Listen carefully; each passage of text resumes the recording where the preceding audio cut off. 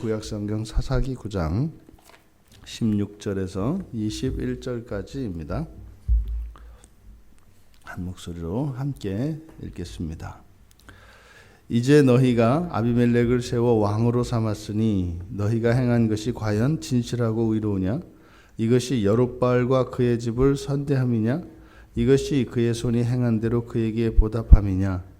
우리 아버지가 전에 죽음을 무릅쓰고 너희를 위하여 싸워 미디안의 손에서 너희를 건져냈거늘 너희가 오늘 일어나 우리 아버지의 집을 쳐서 그의 아들 70명을 한 바위 위에서 죽이고 그의 여종의 아들 아비멜렉이 너희 형제가 된다고 그를 세워 세겜 사람들 위에 왕으로 삼았도다.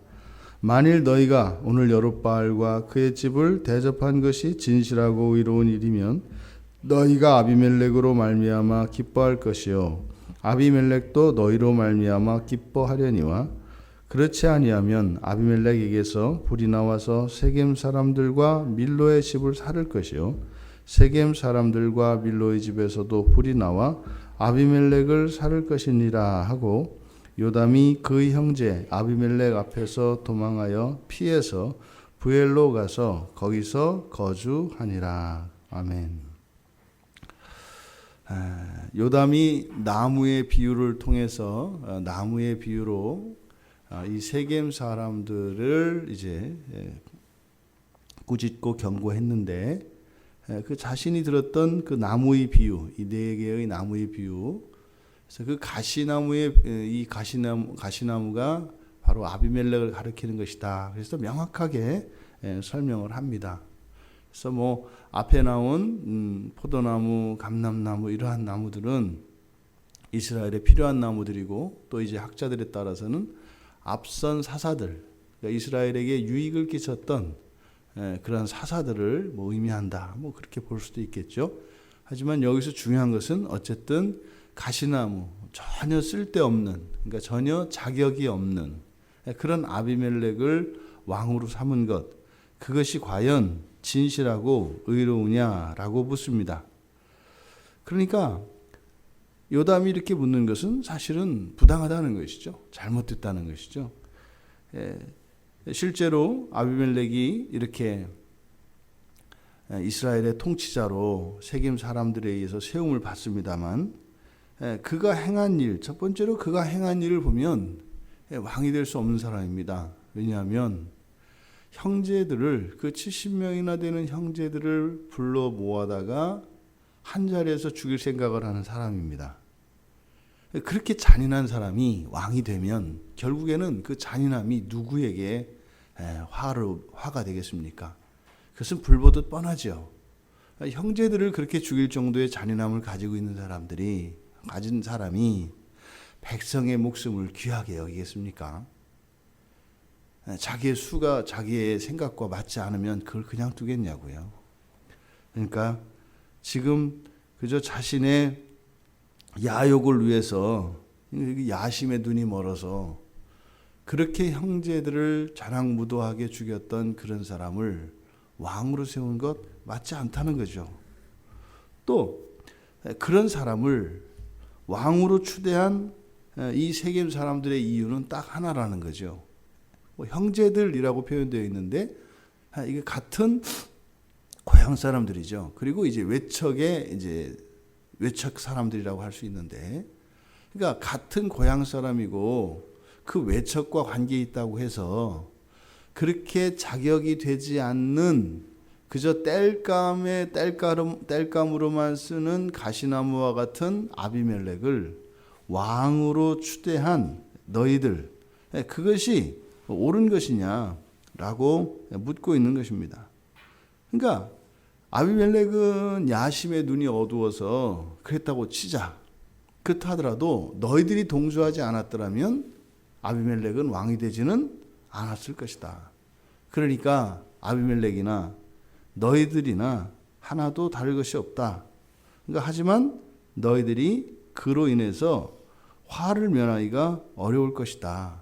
그렇게 이야기하면서 만약에 너희들이 아비멜렉을 왕으로 세운 것, 이것이 죽은 자신의 아버지인 기드온, 그 여롯바알이라고 이렇게 이제 이야기할 때는 항상 기드온의 사명과 관련된다 그랬습니다. 그러니까 사사로서 40년 동안 이스라엘의 평화를 가져다 주었던 그 여룻바알의 집안에 대해서 너희들이 정말 떳떳하다면, 그래서 그 아비멜렉이 여룻바알의 아들이기 때문에 그렇게 한 것이라면 그것이 너희들에게 유익이 될 것이다. 하지만 만약에 그렇지 않다면 오히려 그 불에 태워질 땔감으로 쓰이는 가시나무가 오히려 너희들을 태우게 되는, 다시 말해 너희들에게 큰 화가 미치게 될 것이다 라고 경고를 합니다. 사실 이것이 오늘날 이런 교회와 교단의 문제로까지 확장시키고 있는 것을 봅니다. 해석자들에 따라서는 이 아비멜렉이라고 하는 한 사람이 분명히 다 기드온의 자식들입니다. 그런데 왕이 되고자 그렇게 자신의 형제들을 죽이는, 사실 이것이 우리 인생사에서는 이런 일이 심심치 않게 일어납니다. 실제로 우리 교회 안에서도, 그러니까 교회가 교회를 경쟁 상대로 삼고 교회가 교회를 적으로 간주하고 하는 이런 말도 안 되는 이런 상황이 일어나죠. 또 이것은 한 가정 안에서도 이런 일이 일어납니다. 가족 간에 죽은 부모님의 재산을 서로 더 많이 가지기 위해서 형제 간에 분쟁과 다툼이 일어나고, 심한 경우에는 끔찍한 이런 일도 일어나는 이런 일을 봅니다. 그러니까 지금은 물론 아비멜렉의 경우에는 더 특별히 심하였고 국가의 통치권이라고 하는 큰 권력이 눈앞에 있습니다만, 사실 이것이 단지 이렇게 아비멜렉에게서만 일어나는 것이 아니라 얼마든지 우리 교회 안에서도 이거보다는 훨씬 작은 규모로 일어날 수 있다라고 하는 것이죠. 그러니까 이렇게 이것이 확대되어서 이렇게 보였을 때 크게 보이지만, 사실은 이것이 규모가 크냐 작으냐보다 더욱 중요한 것은 그 근본 안에 있는 죄의 속성은 같다는 겁니다. 교회는 오히려 누가 누구를 죽이는 것이 아니라 사실은 내가 죽어주는 것이죠. 이게 교회 원리죠. 예수 그리스도가 이 세상에 죄인들을 위해서 죽어주신 그것이 가장 기본적인 원리입니다. 그래서 교회에서는, 세상에서는 경쟁의 원리가 적용이 되지만 이 세상에는, 이 교회 안에서는 이 경쟁의 원리가 없죠. 그러니까 경쟁하고 이기고, 이것은 세상의 정신이고요. 교회 안에서는 경쟁이 없습니다. 그리고 오히려 알아서 먼저 져주는 거죠. 그래서 철저하게 겸손과 자기 비하가 이 교회의 모든 관계의 기초가 됩니다. 그러니까 언제도 우리도 모르는 사이에 이 교회 안에 세상이 돌아버린 거예요. 교회 간에, 또 교회 안에 성도 간에 이런 사랑으로 오히려 남보다 나를 낮게가 아니라 낮게 여기고 오히려 상대를 높이는, 이것이 철저히 교회의 기본적인 정신인데, 언제부턴가 이런저런 자신의 우월감, 자신의 장점과 좀 나은 것들을 이렇게 자랑하는, 그것이 지금 교회 안에서도 번번이 일어나고 있다. 지금 이 아비멜렉이 저지른 이 일들에 대해서 또 요담이 지금 세겜 사람들에게 경고하고 있는 것처럼 그런 것을 또 우리가 옆에서 지켜보고 묵고하고, 또 심지어는 동조하는 경우도 있죠. 어떤 사람이 강하다 그래서 강한 그 사람이 오히려 다른 사람들을 괴롭히고 할 때, 그때는 그렇게 굴복하면 안 되는 거죠.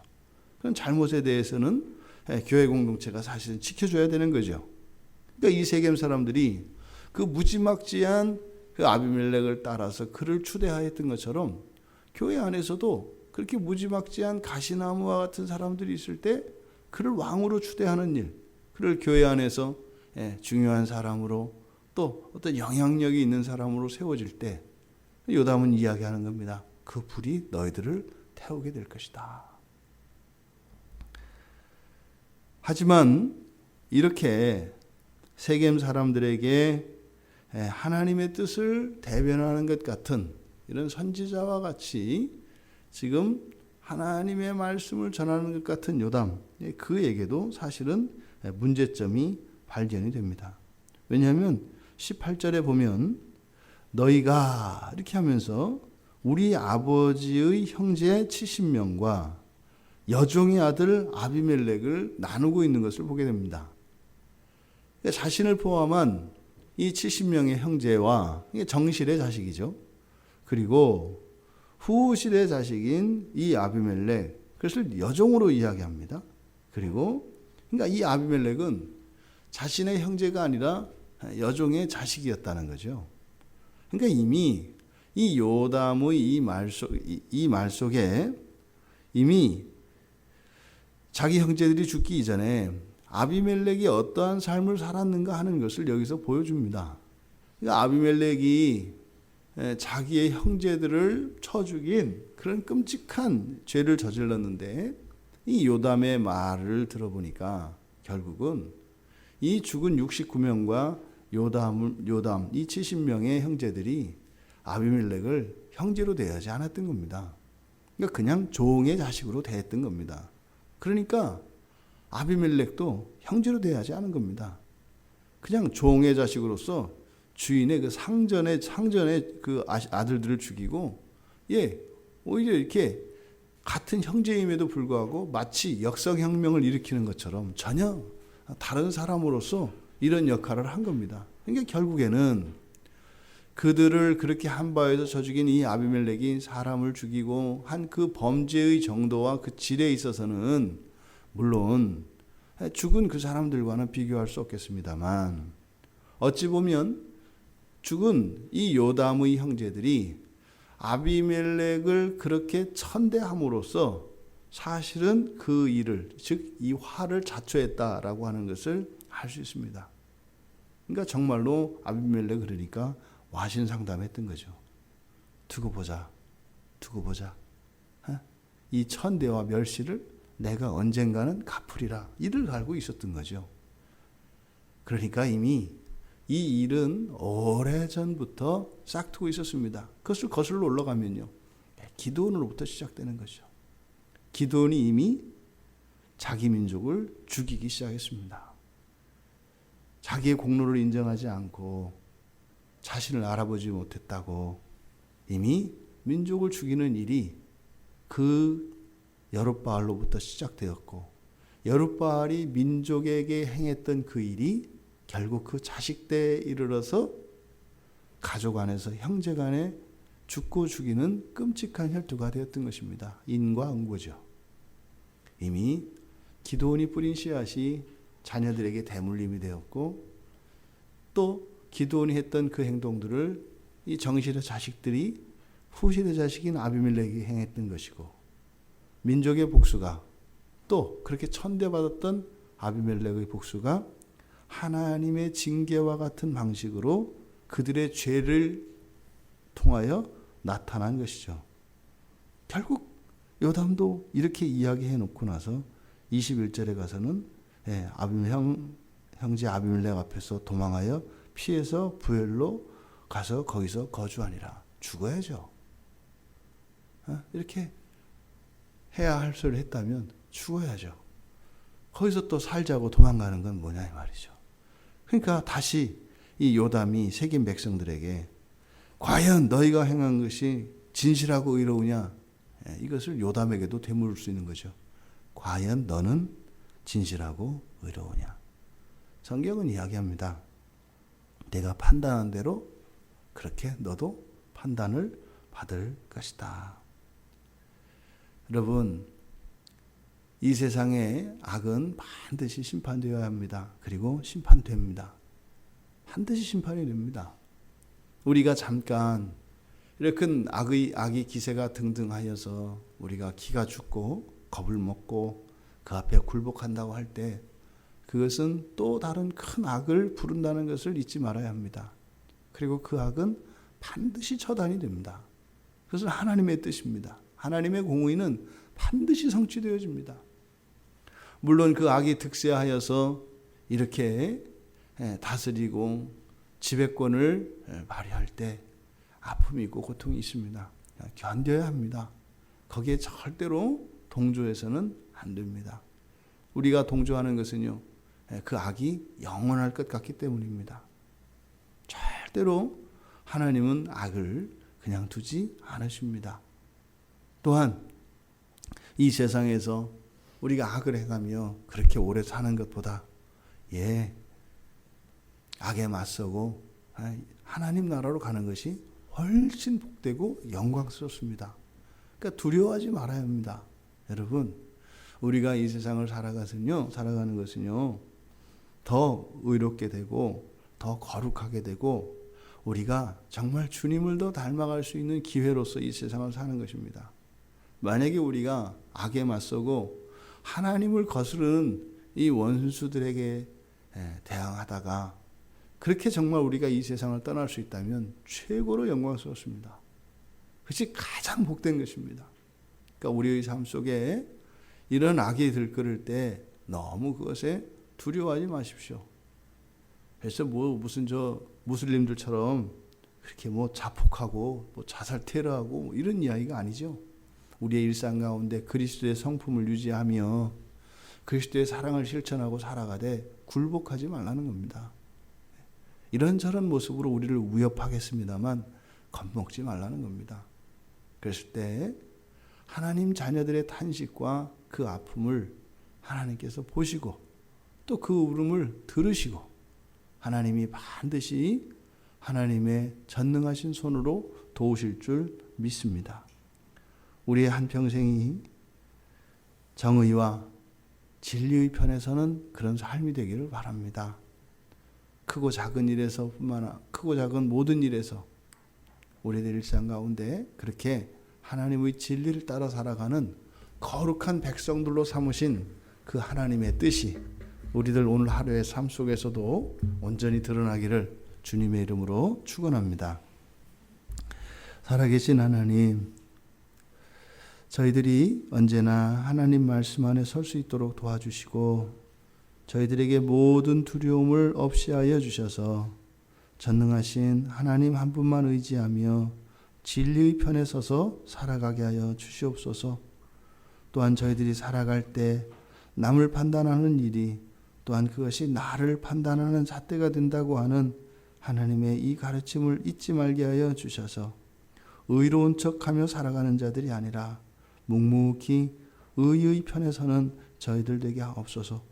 그래서 오직 우리를 구원하신 예수 그리스도의 영광만 나타나게 하여 주시옵소서. 감사하며 예수님의 이름으로 기도드리옵나이다. 아멘.